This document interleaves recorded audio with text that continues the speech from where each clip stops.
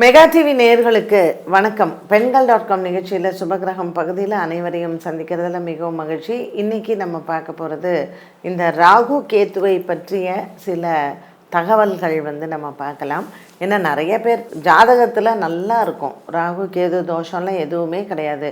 ஆனால் மக்கள் சொல்லும்போது, மேடம் நான் ராகு கேது பரிகாரம்லாம் பண்ணிட்டேன், அப்படியும் கல்யாணம் ஆகலை அப்படின்வாங்க. நீங்கள் ஜாதகத்தில் ராகு கேது நல்லா இருந்து அது நல்லா இல்லைன்னு போய் பரிகாரம் பண்ணால் கூட அதனால கூட கல்யாணம் லேட் ஆகலாம். ஸோ இது ராகு கேது இருக்கா இல்லையான்னு தெரியாமையே யாரோ ஒருத்தங்க சொன்னாங்க அப்படிங்கிறதுக்காக நம்ம போய் பரிகாரங்கள் செய்யக்கூடாது. ஸோ உண்மையிலேயே ஒரு ஜாதகத்தில் ராகு கேது தோஷம் என்ன அப்படின்னு பார்த்தீங்கன்னா, இப்போ நமக்கு இருக்க பார்த்தீங்களா, இப்போ இன்னைக்கு இருக்கக்கூடிய கிரக நிலைகள், இப்போ சந்திரன் மட்டும்தான் அவர் இப்படி சுற்றிட்டு இருக்காரு. மற்ற கிரகங்கள் எல்லாமே ராகு கேதுக்குள்ளே தான் இருக்குது. நல்லா கேட்டுக்கோங்க. ராகு உடன் சேர்ந்த சந்திரன் இப்போ கும்பராசியில் என்னைக்கு சந்திரன் அவிட்ட நட்சத்திரத்திற்கு வராரோ, அவர் அவிட்ட நட்சத்திரம் கும்பராசியில் இருந்து சிம்மராசியில் இருக்கக்கூடிய உத்திர நட்சத்திரம் இது வரைக்கும் அவர் ஃபுல்லாக சஞ்சாரம் செய்கிறது காலசர்ப்ப தோஷம்தான். ஏன்னா ராகு கேத்துக்குள்ள எல்லா கிரகங்களும் இருக்குது, சந்திரன் உட்பட. இந்த காலகட்டத்தில் பிறக்கிற குழந்தைங்களுக்கு கால சர்ப்ப தோஷமாகத்தான் இருக்கும். இப்போ நமக்கு மாசி மகம் போச்சு இல்லையா, அந்த மாசி மகமில் எந்த குழந்தை பிறந்திருந்தாலும் அது கால சர்ப்ப தோஷ ஜாதகம்தான். ஸோ ராகு கேத்துக்குள்ளே இருக்கணும். நிறைய பேர் என்ன சொல்கிறாங்க, 2ல் ராகு 8ல் கேத்து இருந்தால் தோஷம். அதெல்லாம் தோஷமே கிடையாது.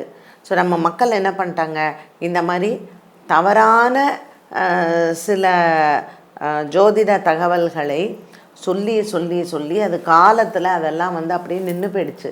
அதனால் தயவு செஞ்சு ஒரு ராகு கேது தோஷத்தை கரெக்டாக நீங்கள் என்னன்னு தெரிஞ்சுக்கோங்க. அந்த கிரகண தண்ணிக்கு பிறக்கிற குழந்தைங்களுக்கு எல்லாமே ராகு கேது தோஷம் இருக்கும். ஸோ இது சூரியனோட ராகுவும் சந்திரனோட கேதுவும் சேர்ந்திருக்கும் பொழுது இந்த தோஷங்கள் பிள்ளைகளையும் பாதிக்கும்.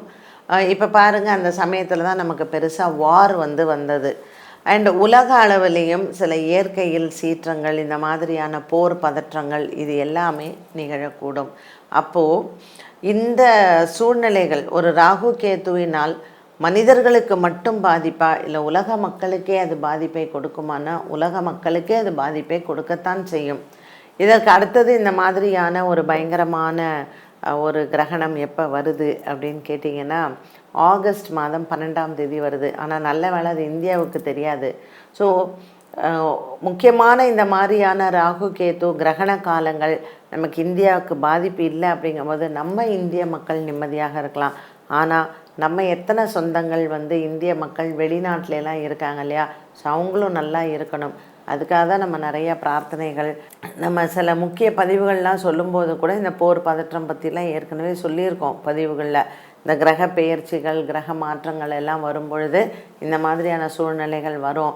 அதனால் மக்கள் உலக அமைதிக்காக நம்ம வேண்டிக்கணும் அப்படிங்கிற மாதிரியெல்லாம் நம்ம .com நிகழ்ச்சியில் சுபகிரகத்தில் சொல்லியிருக்கோம் நிறையா வாட்டி. ஸோ இந்த தடவை நீங்கள் நினைவு வச்சுக்கோங்க, ஒரு கால சர்ப்ப தோஷம்னா ராகு கேத்துவுக்குள் எல்லா கிரகங்களும் அடங்கியிருக்கணும். அப்போ தான் அதுக்கு பேர் கால சர்ப்ப தோஷம். இந்த கால சர்ப்ப தோஷத்தினால் என்ன மாதிரியான நமக்கு தடைகள் ஏற்படும், திருமண தடை ஏற்படும், குழந்தை பாக்கியம் தடையாக இருக்கும், அதே மாதிரி வேலை விஷயத்தில் நமக்கு விருத்தி இருக்காது, நிறைய குடும்பத்தில் குழப்பங்கள் இருக்கும். அண்டு சந்திரன் வீட்டில் ராகுவும் சந்திரனோடு சேர்ந்த ராகு இதெல்லாம் கடக ராசியிலேயோ விருச்சிக ராசியிலேயோ இதெல்லாம் ரிஷப ராசியிலேயோ இருந்தால் அவர்களுக்கு நிறைய மன உளைச்சல்கள் இருக்கும், டிப்ரெஷன் ஏற்படும், சரியான முறையில் அவங்க தூங்க முடியாது. இப்படிப்பட்ட பல வகையான சில குழப்பங்களும் சில பிரச்சனைகளும் இந்த ராகு கேத்துவினால் ஏற்படும். ஸோ ராகு கேத்து எப்படின்னு கேட்டிங்கன்னா, இப்போ எந்த கிரகம் ராகுவோடு இருக்கோ, இப்போ சூரியன் ராகுவோடு இருந்தார்னா ராகு சூரியன் பவர் மொத்தத்தையும் எடுத்துக்கும், குருவோடு இருக்காருன்னா மொத்தத்தையும் எடுத்துக்கும் குருவோடது. ஸோ ராகு எந்த கட்டத்தில் யாரோட இருக்காரோ அவருடைய மொத்த அந்த பவரையும் இந்த ராகு இழுத்துக்கும். ஸோ அந்த அளவுக்கு ராகு கேத்து பலமானவர்கள். ராகு குழப்பத்தை கொடுப்பார், கேத்து ஞானத்தை கொடுப்பார். அப்போ இந்த ராகு கேத்து தோஷம் இருக்கிறவங்க நிறைய பார்த்திங்கன்னா அவங்களுக்கெல்லாம் இந்த ஸ்கின் ப்ராப்ளம்ஸ் எல்லாம் வரும். இந்த மொத்தமாக வந்து பாண்டு ரோகம்னு சொல்லுவாங்க, அப்படியே ஃபுல்லாக வந்து ஒயிட்டாக இருந்துறீங்களா உடம்பு, இந்த மாதிரியெல்லாம் இருந்துச்சுன்னா அவங்களுக்கு இந்த ராகு கேத்துவினால் தோஷங்கள் ஏற்படுவது, சில சர்ப்ப சாபங்கள், சில வீடுகள்லாம் சர்ப்பத்தை அடிச்சுட்டு அதுக்கான ஒழுங்கான பரிகாரங்கள்லாம் செய்யாமல் இருப்பாங்க. ஸோ அவங்களுக்கெல்லாம் வந்து பார்த்திங்கன்னா இந்த சர்ப்ப சாபம் ஏற்படுவது, இந்த சர்ப்ப சாபத்தினால் ஒரு மனிதனுக்கு ஏற்படக்கூடியது. சில பேருக்கெல்லாம் உடம்பில் வந்து ஒரு மாதிரி செதிலாக இருக்கும் அந்த தோலே. ஸோ அது உதிர்றது, இதெல்லாம் வந்து ஒரு நாகம் சட்டையை உரிக்குது பார்த்திங்களா, அந்த மாதிரி சில வீடுகள்லாம் நாகம் இருந்த வீடுகள், இப்போ சில இடங்களில் வந்து பூமியிலேயே சர்ப்ப பூமியாக இருக்கும், அதெல்லாம் இடிச்சிட்டு இவங்க வீடு கட்டுவாங்க, ஒழுங்காக அதுக்கான இதெல்லாம் பண்ணியிருக்க மாட்டாங்க. சில வீடுகள்லாம் வந்து பார்த்திங்கன்னா பாம்பு வந்து அப்படி சட்டையெல்லாம் உரிச்சு போடும்.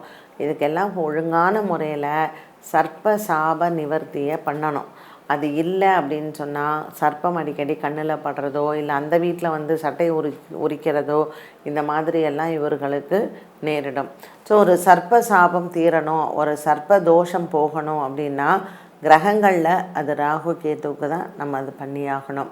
ஸோ அப்படிப்பட்ட ஒரு சில தலங்கள் வந்து பார்த்திங்கன்னா காளஹஸ்தி தான் போகணும் அப்படிங்கிறது இல்லை. திருநெல்வேலி மாவட்டத்தில் அமைந்திருக்கக்கூடிய சங்கரன் கோவில், அங்கே புத்திலிருந்து தான் வந்து சுவாமி வந்து வந்தார் சுயம்பாக. அதனால் சங்கரன் கோவில் வந்து ரொம்ப இந்த அங்கே புத்து இருக்குது, ரொம்ப நல்லாயிருக்கும். அதே மாதிரி நாகர்கோவில், நாகராஜ சுவாமி ஆலயம், அது ரொம்ப ஒரு அற்புதமான கோவில். ஸோ ராகு கேது தோஷம் இந்த மாதிரி சர்ப்ப சாபம் எல்லாம் போகணுன்னா நீங்கள் வந்து நாகர்கோவிலில் இருக்கக்கூடிய நாகராஜ சுவாமி கோவில் போகலாம். அதற்கப்புறம் இதற்கான சில பிரத்யேக ஆலயங்கள் நமக்கு தெரியாது, நம்ம வந்து ரொம்ப பிரபலம் அடையாத ஆலயங்கள் இதெல்லாம் பார்த்திங்கன்னா விருதாச்சலம் பக்கத்தில் இருக்கக்கூடிய ஒரு அழகான கோவில். அந்த விருதாச்சலம் பக்கத்தில் இருக்கக்கூடிய ஊர் நாகேந்திரப்பட்டினம், ஊர் பேரே அதுதான், நாகேந்திரப்பட்டினம் அப்படிங்கிற ஊரில் வந்து சுவாமி பேர் நீலகண்ட நாகேஸ்வரர், அம்மையின் பெயர் வந்து நீலமலர் கன்னி அம்மை. இங்கே வந்து ராகு ஸ்தலம் இது. ஸோ இந்த ராகு கேத்து தோஷத்திற்கு விருதாச்சலம் பக்கத்தில் இருக்கக்கூடிய நாகேந்திரப்பட்டினம் இந்த ஊருக்குமே நீங்கள் வந்து போகலாம். இது நிறைய பேருக்கு தெரியாது, இந்த ஆலயத்தை பற்றியும் இந்த ஊரில் வந்து ராகு கேத்து தோஷ நிவர்த்தி ஸ்தலமும். அதே மாதிரி இன்னொரு ஸ்தலம் எது அப்படின்னு வந்து பார்த்திங்கன்னா மலைக்கோட்டை. திருச்சியில் மலைக்கோட்டை இருக்குது இல்லைங்களா, அந்த மலைக்கோட்டையில் நம்ம ஏறும் பொழுது உச்சி பிள்ளையார் கோயில் மேலே இருக்கும், அதற்கு கீழே தாயுமானவர் சன்னதி உண்டு. இந்த தாயுமானவர் சன்னதி வந்து ரொம்ப அந்த ராகு கேத்து தோஷத்திற்கு ரொம்ப பிரசித்தி பெற்ற ஒரு கோவில் அது. இது வந்து நிறைய பேருக்கு இந்த ஆலயங்களினுடைய சிறப்புகள் தெரிவதில்லை. அதே மாதிரி நமக்கு வந்து திருவாலங்காடு, இது வந்து 5 சபைகளில் ஒன்றான ரத்தன சபை. இந்த ஆலயத்தில் வந்து வண்டார் குழலம்மை உடைய சன்னதி இருக்குது.